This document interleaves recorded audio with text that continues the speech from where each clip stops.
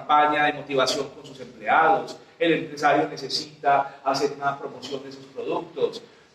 En el sistema educativo necesitamos contar la historia de Colombia a partir de la danza, el teatro, la plástica. Eso está muy bien, pero no todos los artistas están en función de ser coach. No todos los artistas son coach, ni todos los artistas están dispuestos a hacer PTL, ni todos los artistas están dispuestos a dar publicidad. Nosotros en el campo de las artes tenemos debates como estos, y se los planteo. Un músico que genera una composición musical para una campaña política o una campaña publicitaria debe ser concebido como artista para efectos de seguridad social y beneficios como artista. Es un teatrista de una propaganda de televisión o de una campaña publicitaria un sujeto para beneficios de ley concebido como artista, o es del sector de la publicidad. La teoría nos dice claramente, eso no es arte, eso es publicidad. ¿Qué le ha pasado a los grafiteros en Medellín? Se han vuelto tan oficiales porque ya son, los grafitis son hechos por contrato, fantástico, que están monetizando su saber y su talento. Pero también existe la idea de la libertad del arte y la autonomía del arte, que a veces son elementos, como el arte se utiliza como un aparato de propaganda, de city marketing, y para reproducir el mismo sistema. ¿Sí? También es una reflexión para hacer. Entonces, ¿qué más cabe ahí? ¿Cabe todo el mundo? Ahí cabe todo el mundo. El teatro ha sido muy beneficiado. Sí, el teatro del entretenimiento. Pero el teatro conceptual, yo creo que no. Yo les voy a dar un ejemplo. Si yo tomo la decisión de ser un teatrista o un artista de calle y tengo una propuesta en una compañía de hacer teatro de calle, en la calle, porque es una opción y es una modalidad de arte, el código de policía no me lo permite. El decreto 092 no me lo permite contratar. Pero tenemos la ley naranja, nos dice, váyase para la empresa a hacer lo que usted hace. De pronto entonces estaré obligado a hacer eso para monetizar mi saber. Hasta ustedes que son educadores, el sistema de la ley naranja concibe la educación artística como un elemento de negocio, no como un acceso o un derecho a los beneficios del arte y la cultura como una forma de democratización, sino que es una forma de convertir en negocio la intermediación del saber para formar los públicos y formar los artistas. Son paradigmas. Paradigmas. Todo el mundo depende cómo le vaya en el baile. Todo depende cómo será, digamos, su postura, su producto, su creación, su reflexión. Yo solamente les quiero decir, leamos esa ley y estemos atentos a su reglamentación. Medellín, Bogotá y Cali han hecho un uso, y Barranquilla un poco, han hecho, digamos, elementos y uso de estos fondos, pero cuando empezamos a ver qué empresas se han gastado ya 819.000 millones de pesos, claro, el sector turismo, ¿cierto? Hay unos sectores muy específicos. El sector teatro en Bogotá, porque es que donde es más cosmopolita, hay más niveles de formación, hay más público dispuesto a acceder y a pagar por el servicio. Porque la política colombiana tiene dos características muy sencillas, compañeras y compañeros. Es concentrada en los centros y es absolutamente clientelista. Si usted mira las estadísticas, tenemos unos mapas completamente vacíos. Si miramos en un mapa del país, hacemos una cartografía del equipamiento artístico y cultural en el país, encontramos que los beneficios de la infraestructura, ¿dónde está? En el centro. Si analizamos la ley de espectáculos públicos, que es una ley de orden redistributivo, encontramos que los recursos se quedan en las capitales porque las capitales son las que hacen los eventos. De esa manera la región está condenada.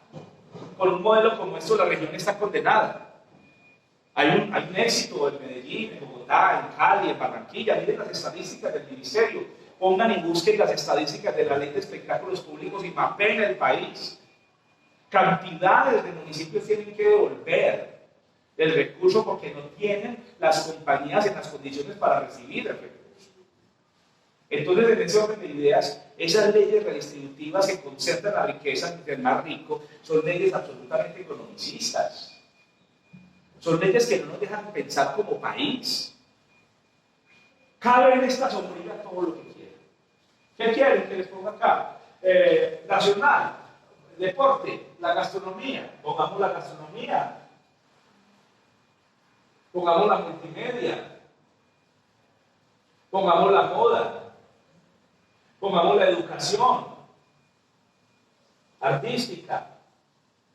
Pongamos los museos. Y podemos poner todo lo que queramos, es que cabe todo lo que ustedes quieran. Los sujetos beneficiados por esta ley puede ser cualquiera que tenga la capacidad de intermediar financieramente y que tenga la capacidad de establecer unos encadenamientos absolutamente productivos. Ahora bien, acabo de mencionar un tema de orden ideológico y político. ¿Está claro?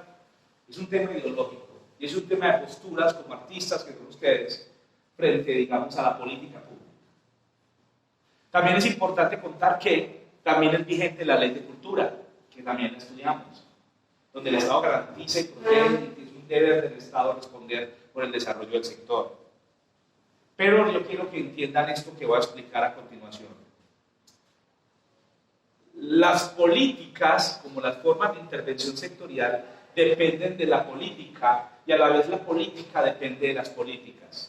Eso es una de sus teorías. Pero ¿qué quiere decir? Vamos a hacer un pequeño mapa pues, general. En el año 1997 se crea el Ministerio de la Cultura, que transformó uno de los institutos más centralizados, más rolos y más dedicados a la alta cultura o a las bellas artes, que era Colcultura, que fue creado por Carlos Lleras en el Frente Nacional. Ese instituto inoperante y centralizado, que se llama Colcultura, que incluso tenía una cantidad de profesionales no calificados, se convierte en el Ministerio de Cultura. Y se convierte en el Ministerio de Cultura con la idea de ser el Ministerio de la Paz. Encontrar la cultura como la herramienta para construir la paz, la diversidad y la presencia y cómo operar una nueva constitución colombiana, pero se dio en el gobierno de Samper.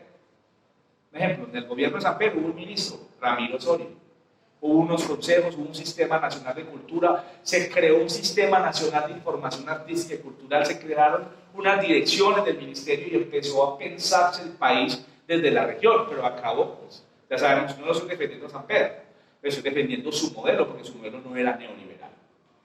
El gobierno de Pastrana, el gobierno de Uribe, los dos gobiernos del presidente Uribe, los dos gobiernos del presidente Santos, son gobiernos neoliberales.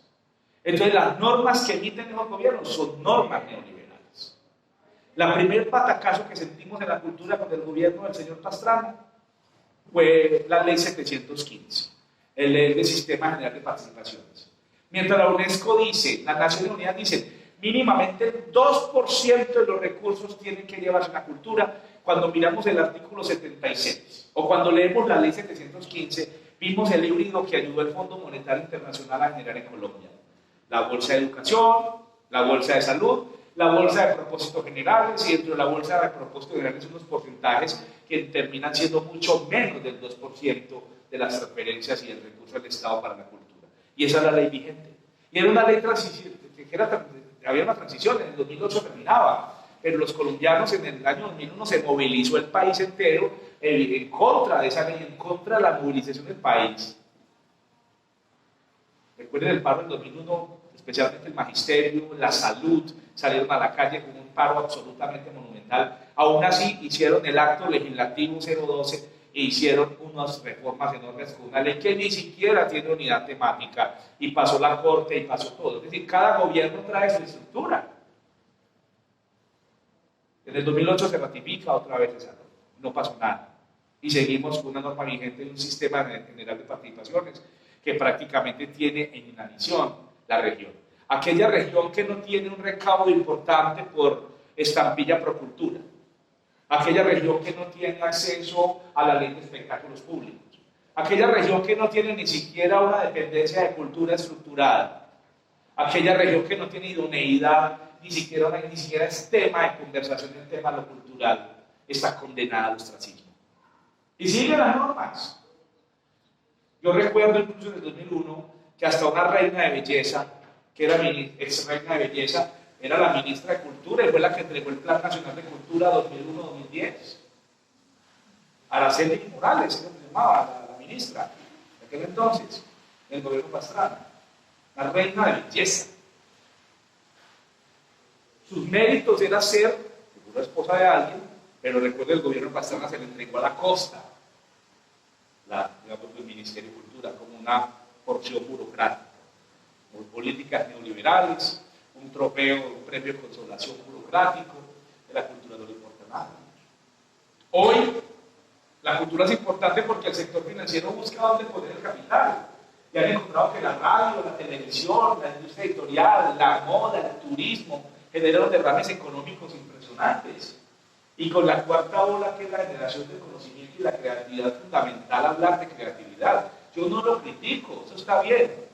Lo que es importante entender es que eso responde a unas políticas macro más grandes y unas políticas bien interesantes. ¿Qué nos dicen las industrias culturales y creativas? ¿Qué nos dicen? Nos invitan a todos los que estamos ahí que entendamos que todos los que hacemos algún tipo de producción simbólica, comercial o no comercial, tenemos una producción simbólica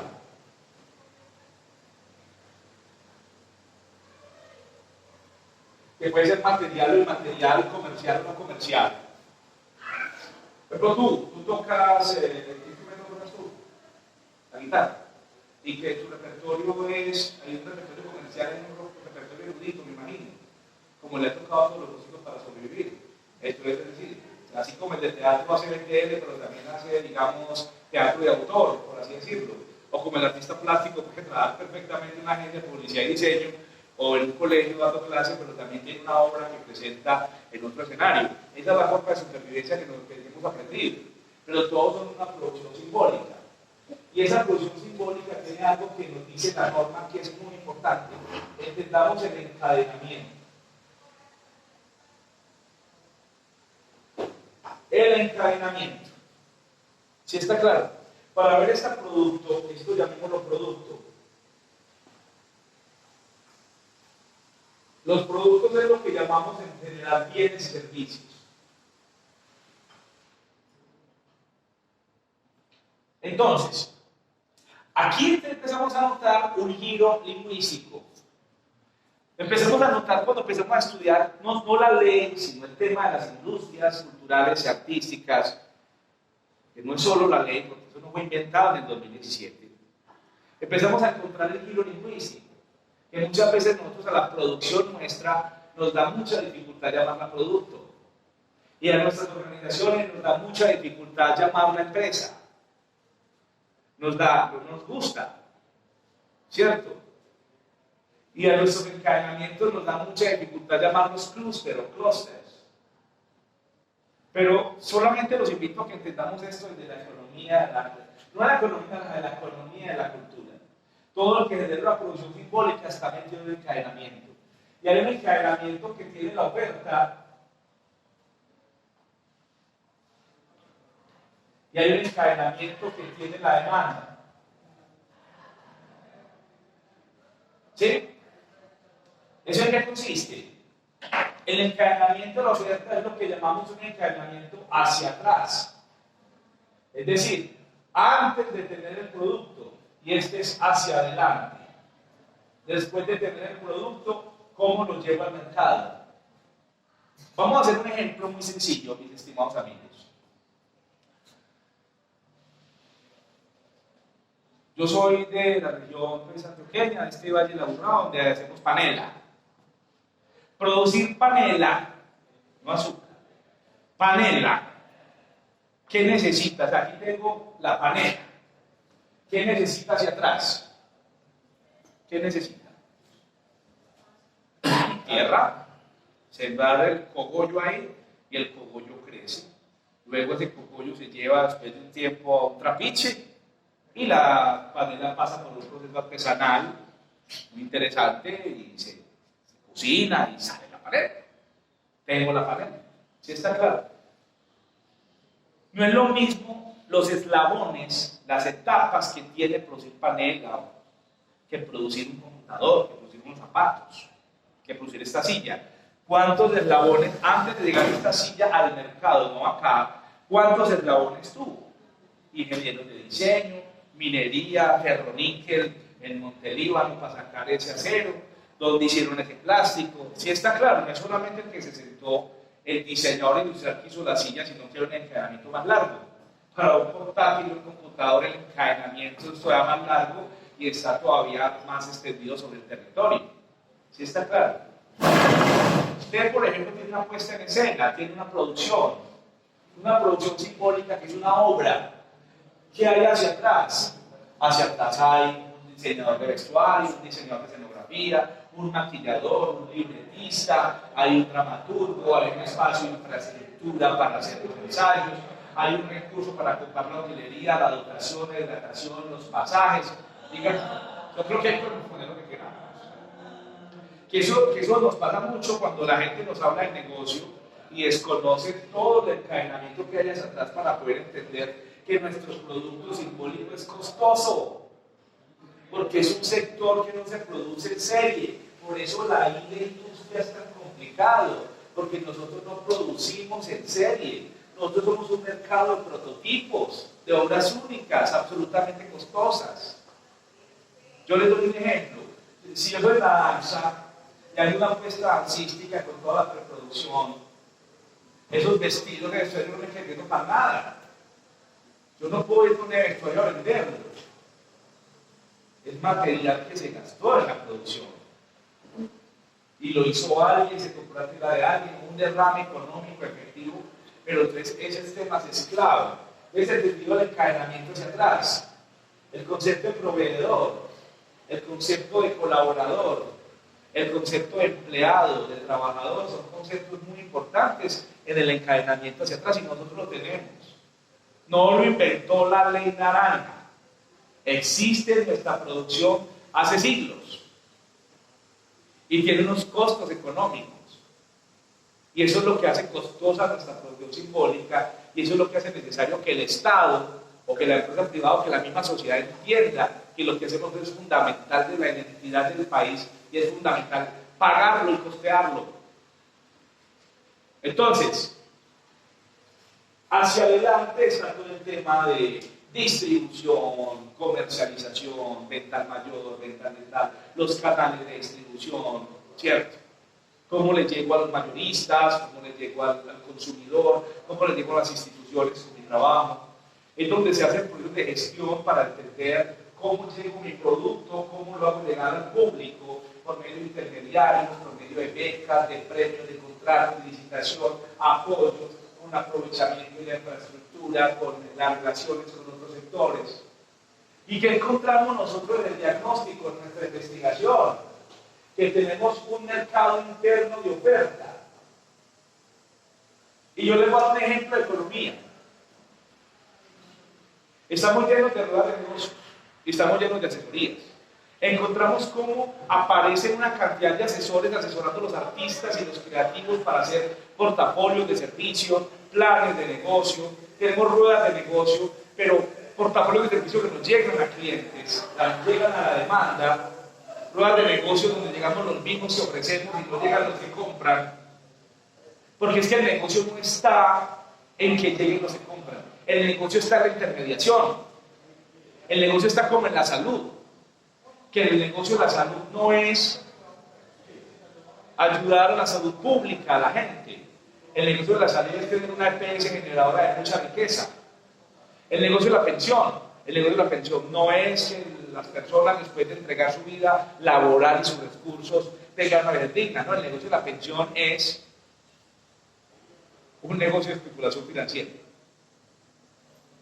Y el negocio de los operadores, de formadores, de emprendedores culturales es hacer eventos de gran formato donde valen millones de pesos y realmente el impacto en el tiempo es mínimo. Esto es muy complicado lo que yo estoy diciendo, mínimo, porque yo he estado en muchos de los procesos, hemos acompañado la creación de empresas de muchas partes del departamento. Yo he estado ahí y he tenido beneficios, por supuesto, pero cuando me levanto la cabeza hoy después de 15 años de estar hablando de emprendimientos culturales, empiezo a decir cuántas se han sostenido, cuántas son rentables, cuántas distintas al entretenimiento, al coach, al BPM han sido capaces de sostenerse. Muy pocas.